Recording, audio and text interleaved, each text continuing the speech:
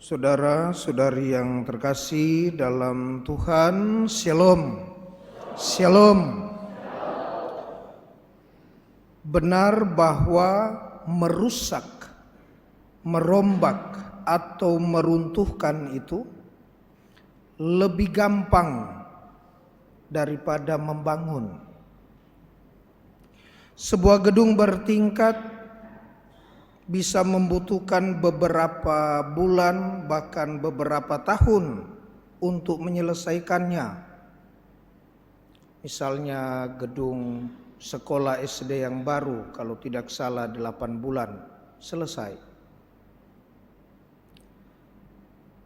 Tetapi ada juga gedung yang cukup lama, dibangun bertahun-tahun. Gedung gereja ini lumayan, saya dengar dari kisahnya berpuluh tahun. Gereja yang lama ya, ini sudah diperbarui sekian tahun. Namun untuk meruntuhkannya tentu tidak butuh waktu yang lama. Cukup beberapa hari atau bahkan hanya beberapa jam atau menit. Gedung tinggi di Amerika Serikat dalam serangan 11 September 2001, ketika pesawat yang sangat besar dengan jenis Boeing 767 menabrakkan badan pesawat ke gedung itu, tidak kurang dari 102 menit gedung itu rata dengan tanah. Memang benar, meruntuhkan, merusak, merombak lebih gampang dari membangun. Saudara-saudari yang terkasih dalam Tuhan, setelah Yesus bangkit, sebelum dia naik, Yesus mengetahui bahwa ada tantangan yang pasti terjadi pada persekutuan para murid dengan pelbagai macam perbedaan mereka karena latar belakang mereka berbeda, suku, berbeda budaya, berbeda adat istiadat, berbeda prinsip hidup personal, berbeda mereka punya pendirian. Dan tentu karenanya Yesus berdoa bagi para murid dalam bacaan Injil hari ini, supaya mereka dikuduskan dalam kebenaran. Ini yang penting. Supaya para murid dikuduskan dalam kebenaran karena mereka memberitakan firman. Dan firman itu adalah kebenaran. Begitu yang dikatakan Yesus dalam Injil hari ini, bahwa kebenaran firman yang diwartakan tetap terjaga kalau mereka satu misi. Kalau tidak, maka pasti kebenaran-kebenaran personal menurut hemat saya, menurut pandangan saya, menurut anggapan saya, pemikiran dan saya sangka sebagai kebenaran. Kebenaran firman yang Yesus maksudkan tetap terjaga sampai hari ini dalam gereja. Mengapa? Karena ada magisterium. Gereja menjaga kebenaran ini.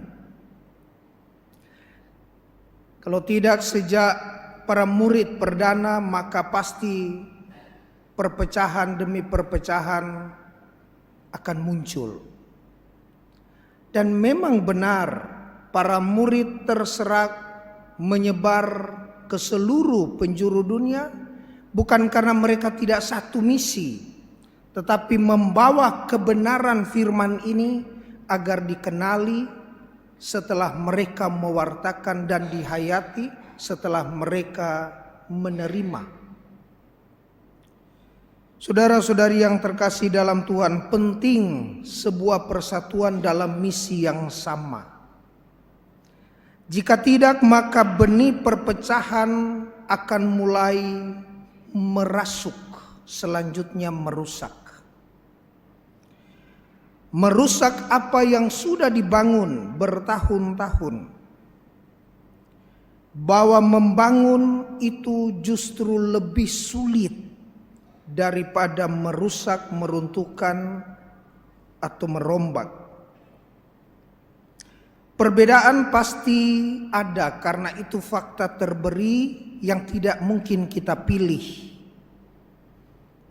Simon Manumpil terlahir dari suku Sangir Siau, sedangkan John Baptist Frater terlahir dari salah satu suku di Papua.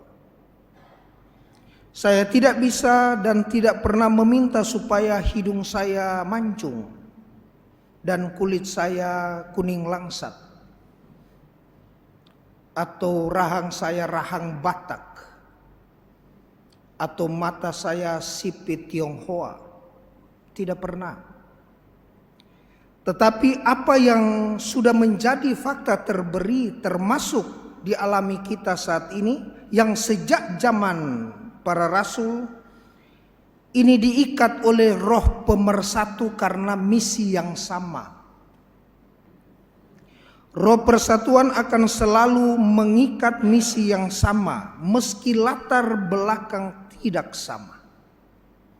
Dalam artian ini, kita yang tidak sama pasti akan hidup secara bersama-sama karena misi itu sama. Kalau misi dibawa dalam satu perutusan dan satu kelompok, satu persekutuan itu berbeda, maka keruntuhannya tidak akan menunggu beberapa tahun, cukup menunggu beberapa menit. Tak harus menunggu beberapa jam. Jika misi tetap sama, jangankan pesawat Boeing 767 yang cukup besar itu, granat adu domba, fitnah, meriam fitnah dan rudal gosip cukup ampuh meruntuhkan persatuan. Orang akan dengan mudah diadu domba karena misi berbeda, membawa misi pribadi. Orang akan dengan mudah difitnah karena misi tidak sama. Orang akan cepat sekali terkena virus gosip karena misi tidak sama. Tetapi kalau misi sama, maka tidak ada sesuatu yang mampu menghancurkan atau meruntuhkan fondasi jemaat. Tidak ada yang mampu merampas lahan pendirian bersama. Prinsip hidup personal tidak lagi terpakai dalam hidup berjemaat, tetapi prinsip hidup universal secara komunal itulah yang akan senantiasa membawa kita pada kebenaran. Kebenaran ini memelihara para rasul dan kebenaran yang sama dari sekian ribu tahun sampai tahun 2024 hari ini, pada hari Minggu Paskah ke-7 ini, tetap dikumandangkan dan dikomunikasikan di seluruh dunia dalam gereja kita yang satu. Saudara-saudari yang terkasih, berbanggalah kita tidak cukup. Tetapi marilah kita mengambil bagian di dalam misi yang sama ini, di dalam satu perutusan yang sama, karena pasti kebenaran dari Allah hanya satu dan sama, berbeda dengan kebenaran, klaim kebenaran sepihak dari kita masing-masing. Semoga dalam minggu Pekan Paskah yang ke-7 serentak Hari Komunikasi Sosial Sedunia ini, komunikasi boleh tercipta sebagai bentuk konkret sarana, sebagai satu media, sebagai satu saluran untuk menyebarkan warta kebenaran kepada orang-orang yang ada di sekitar kita. Semoga demikian.